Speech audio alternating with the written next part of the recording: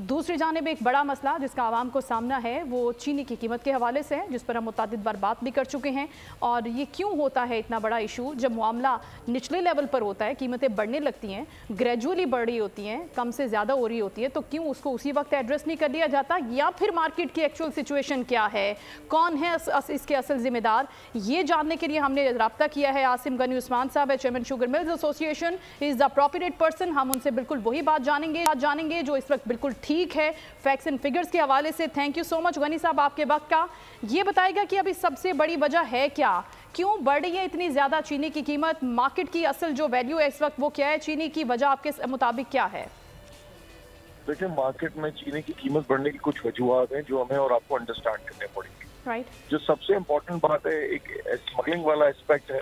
ठीक है, लोग उस स्मगलिंग वाले एस्पेक्ट के बजाय लोग ये कहते हैं कि जी चीनी एक्सपोर्ट हो गई और इसकी वजह से जो है अपना जो है ये प्राइसेस बढ़ रही है। नहीं जी, ये बिल्कुल गलत बात है। चीनी के प्राइस इसलिए बढ़ रही है कि जो उसके अंदर एम्बिग्विटी है और जो उसके अंदर जो इतना ल्यूक्रेटिव मार्केट बना दिया और जितना आपने अपना अफगानिस्तान को सब्सिडाइज किया है कि पाकिस्तान में चीनी का प्राइस अगर एक हाइपोथेटिकल बात करते हैं 140 और 150 है तो अफगानिस्तान में 100 रुपए ऊपर है। हम क्या कर रहे हैं, हम यहाँ पर सस्ती चीनी जो हमारे पास थी वो हमने क्या किया, हमने उसको एक्सपोर्ट नहीं किया बिकॉज हमने सिर्फ 2.5 लाख किया और वही चीनी अफगानिस्तान को हमने सब्सिडाइज करके मार्केट जो इंटरनेशनल मार्केट से अफगानिस्तान की कॉस्ट आती है उससे 100 रुपए कम दे दिया। जब 100 रुपए कम प्राइसिंग होगी तो नेचुरल सी बात है यहाँ से तो देयर इज नो क्वेश्चन कि यहाँ से स्मगलिंग कोई नहीं रोक सकेगा बिकॉज जब 100 रुपए का आर्बिट्राज होगा, इतनी लुक्रेटिव होगी मार्केट तो ये होगा। दूसरी बात उसके साथ साथ क्या हुई, जब हमने एक्सपोर्ट किया था $500 की मार्केट थी, उसके बाद अब जो मार्केट है वो $750 की मार्केट है, वो भी हो गया एक एलिमेंट। फिर आपका डिवैल्यूएशन का भी एक एलिमेंट हो गया। उसके बाद आपने नए सीजन के क्रॉप का प्राइस भी 425 का अनाउंस किया, तो नेचुरल सी बात है। और आज की तारीख में जो पड़ता बाहर से है, अगर आप ये सेल टैक्स और सारे एलिमेंट को काउंट करेंगे तो 280 रुपए की चीनी पड़ती है। दूसरी बात ये कि उसके साथ साथ आपने देखा कि हमारी फाइनेंशियल कॉस्ट भी बढ़ गई है, जितना रॉ मटेरियल थे वो भी बढ़ गए हैं। उसके अलावा जो है आप अपना EOBI, SSC, मिनिमम वेज, सारी चीजों को इनकॉर्पोरेट करें तो लोग ये एंटिसिपेट करते हैं जो नेक्स्ट ईयर की चीनी बनेगी उसकी कॉस्ट तो बहुत ज्यादा आएगी। तो अगर आज ये चीनी की कॉस्ट, अगर ये इस कॉस्ट पे चीनी मिल रही है तो लोग उस वजह से वो होर्डिंग वाली, उस वजह से एक पोजीशन लेने वाली और रीजनिंग बनती है। लेकिन मैं अभी भी समझता हूँ कि नेक्स्ट ईयर में पाकिस्तान को ज्यादा मुश्किलात पेश आ सकती हैं बिकॉज नेक्स्ट ईयर के नंबर जो हमारी सर्वे रिपोर्ट बताती हैं उसके हिसाब से Pakistan is going to be a short. अगर पाकिस्तान शॉर्ट है तो हमें उसके लिए स्ट्रैटेजी गवर्नमेंट को चाहिए कि वो आज की तारीख में हमें हमारी एसोसिएशन को अपने पास बुलाए। अच्छा सर, इसीलिए आपकी मौजूदगी, इसीलिए आपसे हम ये जानना चाहते हैं कि अभी अगर आज इसको किया जाए, इसी पर बात की जाए, लॉन्ग टर्म हम इस पे काम करना चाहें ताकि नेक्स्ट ईयर हमें इसी बहरानी कैफियत का सामना ना करना पड़े, इसी तरह से दोबारा क्राइसिस ना हो जाए, तो उसके लिए क्या करना चाहिए? क्यों वीट का दाम बढ़ रहा है, क्यों आपके ये सारे दूसरे खर्चे लवाजमात आप देखें ना, हम अकेले तो नहीं है, दुनिया में इन्फ्लेशन है, पाकिस्तान में एब्जॉर्बेंटली हाइपर इन्फ्लेशन टाइप के हालात हो गए हैं, तो नेचुरली बात है इसका इम्पैक्ट हर कमोडिटी पे आता है। ये कहते ना बस चीनी हमारी फ्रंट पेज पे हेडलाइन लग जाती है अनफॉर्चुनेटली, बाकी कोई और चीज के लिए कोई पूछने वाला नहीं है। तो गवर्नमेंट को चाहिए कि ये बैठकर हमारे साथ कोई TOR बनाए, टर्म ऑफ रेफरेंस बनाए, को पॉलिसी मेकिंग करे। हम हमारा ठीक है सर, आप चाह रहे हैं कि गवर्नमेंट बैठे और इस सारे मसले के ऊपर बात करे, आपसे TORs लेके इसको हल कैसे करना है, लेकिन अभी ये तो बड़ी लॉन्ग टर्म प्लानिंग है जिसके ऊपर हम आपसे बात कर रहे हैं। लेकिन अगर हम शॉर्ट टर्म इसको हल करना चाहें, अभी फौरन हल करना चाहें इमीडिएटली, तो आपको क्या लग रहा है इंपोर्ट से ये मसला हल हो जाएगा? कहाँ से इंपोर्ट करें कि ये वाला इशू रिजॉल्व हो और कीमतें थोड़ी नीचे आ जाए?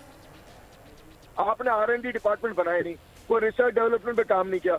नेक्स्ट डोर इंडिया नेबर है आपका, उसकी 30% यील्ड आपसे ज्यादा आती है, आपकी 30% यील्ड कम आती है, तो ओवरऑल एकड़ेज आपका जो है वो कम हो गया है। तो आपको ये अंडरस्टैंड, दूसरी आपके पास जो अल्टरनेट कमोडिटीज है, मेज है, व्हीट है, राइस है, वो अल्टरनेट क्रॉप्स के अंदर अगर जमींदार को ज्यादा पैसे मिल रहे होंगे तो वो उस तरफ स्विच कर जाएगा ना, वो क्यों लगाएगा गन्ना? गन्ने में एक ही खूबसूरती का फ्लड में जिनके एरियाज में लड़ सकता है, अपना जो है फ्लड में वो खड़ा रह सकता है, माहौलियाती चेंजेस से उसको इतना ज्यादा इम्पैक्ट नहीं होता। लेकिन आपको थोड़ा बहुत अंडरस्टैंड करना पड़ेगा, जब ऑल्टरनेट क्रॉप्स में इतने ज्यादा पैसे होंगे तो हरी जमींदार ये क्यों लगाएंगे क्रॉप? इसकी वजह से कमी आ रही है, कमी और कोई रीजन नहीं कमी आने की, बिकॉज आपका रुपया डिवैल हो रहा है। तो वो जब एक्सपोर्ट करते हैं राइस तो उनको बहुत पैसे बचते हैं। वो वीट के लिए भी आपने जो नंबर्स, जो बेंचमार्क रखे हैं, जो प्राइसिंग रखी है वीट की, उसकी वजह से भी एक बहुत बड़ा एडवांटेज है। तो ये ओवरऑल सिनेरियो पूरा डिफरेंट है ना। मैं ये कहता हूँ कि जो भी सिस्टम बनाना है, सिस्टम के लोगों को लेके अगर आप बनाएंगे तो ज्यादा बेहतर सिस्टम बन सकता है। मैं सिर्फ ये गुजारी मेरी होगी कि एंकर आ जाते हैं, दो बातें सुनते हैं और उसके ऊपर कमेंट्री करते थे। भाई आप उनके समझे, तो सुने। और दूसरी बात ये खुद से फैसला करते थे, आपकी बात का ये मतलब है नहीं भाई, हमारी बात का मतलब ये नहीं है। अगर इंडस्ट्री लगाई है तो 2 पैसे का हमारा भी हक है। अगर हम बैंक में रखते हैं तो आज बैंक में भी 20-22% पैसे मिल जाते, तो हमें इंडस्ट्री चलाने की जरूरत है, हम अपने पैसे बैंक में रख देते। लेकिन ये बेवकूफों वाली बात करना कि सर आपको इतना चीनी माफिया, चीनी ने एक्ट बना लिया, वो ये बहुत रॉन्ग परसेप्शन है। Please come out of it. हमें थोड़ा मिच्योर होके, थोड़ा अक्लमंदी से इसका फैसला करना चाहिए कि आया के बात करने वाले, गुफ्तगू करने वाले लोग सही बात कर रहे हैं, गलत बात कर रहे हैं, झूठ कह रहे हैं, सच कह रहे हैं, वो भी ठीक है सर। एग्जैक्टली इसीलिए आपसे हम जानना चाह रहे थे कि असल रीज़न है क्या मार्केट में, लोग क्यों इससे सफ़र कर रहे हैं। लेकिन आपके नज़दीक अभी क्या जो एक्सपोर्ट हो चुकी है उसके ऊपर बात करनी चाहिए, आइंदा आने वाले वक्त में इसकी पॉलिसी सेटल डाउन होनी चाहिए, कीमतों के हवाले से मुकम्मल तौर पर एक टेबल पर बैठ के उस पर बात करनी चाहिए कि रोज़ रोज़ ये मसले आए नहीं, इस तरह से मसाइल जो हैं वो बढ़ जाते हैं और फिर ज़ाहिर आपको भी प्रॉब्लम होती है, लोगों की तरफ से भी प्रेशर होता है। इस हवाले से हमें बताएं। अगर चीनी कम होती तो आपको इंपोर्ट करनी पड़ती, लेकिन हम ये समझते हैं कि पाकिस्तान में चीनी किसी भी हद तक कोई कमी नहीं है, उसके अंदर पाकिस्तान में कोई उलझन नहीं है। ये सिर्फ मार्केट अपने आप को रैशनलाइज कर रही है।